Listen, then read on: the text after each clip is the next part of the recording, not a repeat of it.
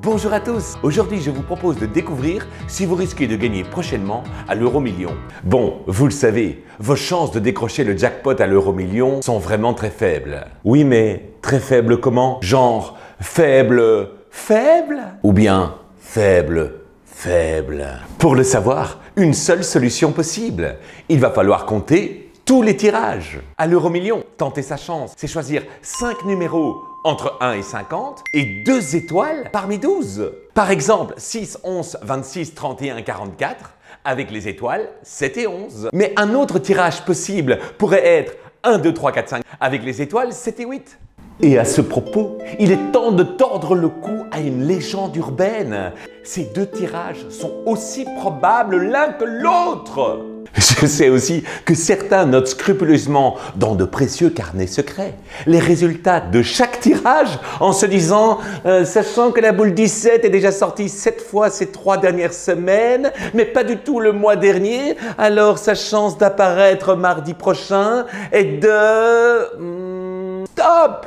À chaque tirage, les boules ont toujours la même chance d'apparaître. Enfin, si le tirage n'est pas truqué. Mais croyez-moi, la loterie n'a pas besoin de ça pour être la grande gagnante. Imaginez la boule 25 prête à sortir, tandis que le service de sécurité lui dise « Et là, où allez-vous comme ça, boule 25? Vous avez déjà atteint votre quota de sortie maximale ?»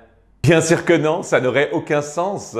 Toutes les boules ont toujours exactement la même chance d'apparaître à chaque tirage. Revenons au nombre de tirages possibles. Il y en a tellement qu'il est impossible de les écrire tous et de les compter un par un. On va plutôt réfléchir. Pour la première boule, il y a 50 possibilités. Pour la deuxième, 49. Pour la troisième, 48. Pour la quatrième, 47. Et pour la dernière, 46. Et que fait-on avec tous ces nombres? On les multiplie par 10.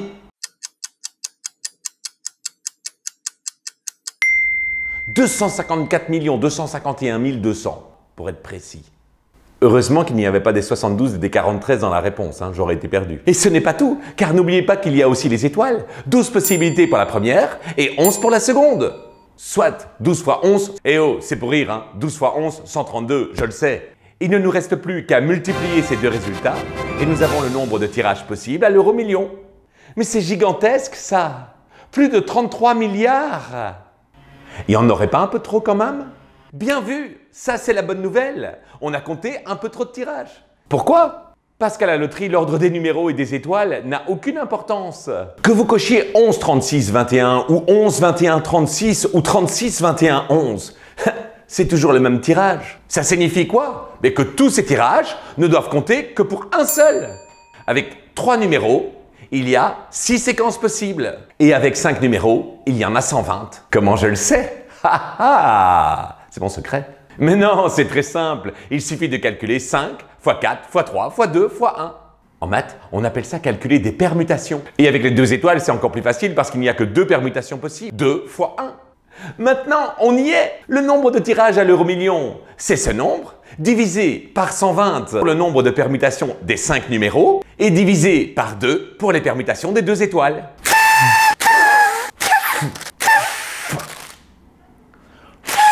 Quand vous remplissez une grille à l'euro-million, vous avez donc une chance sur 140 millions de décrocher le jackpot. Pas de chance pour les plus jeunes, parce que jusqu'en 2011, il y avait seulement 9 étoiles.